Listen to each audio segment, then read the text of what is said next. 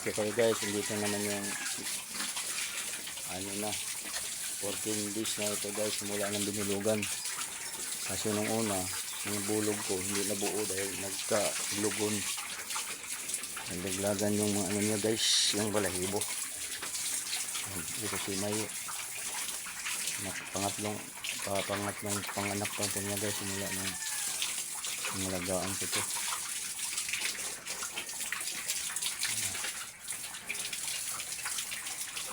Ayan guys,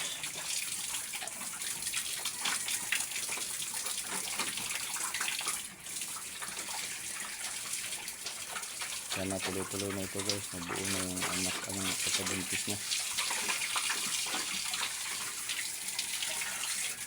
So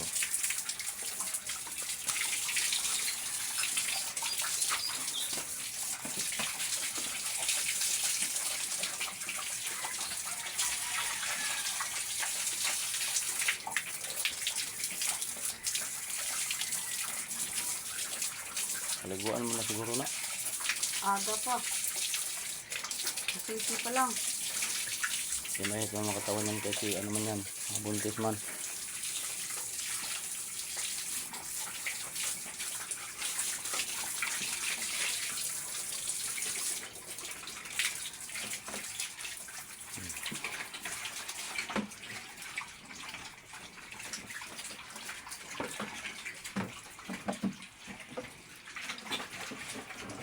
Malalaki ang lahi nito guys kasi mga white ano to,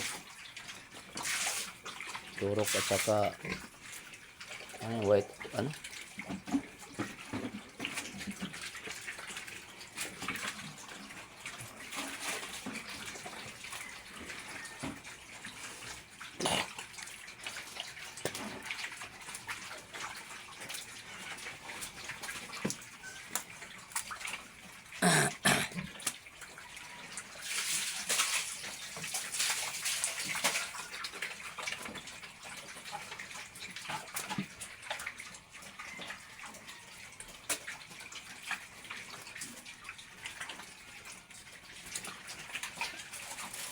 ito naman ang isa guys. Ito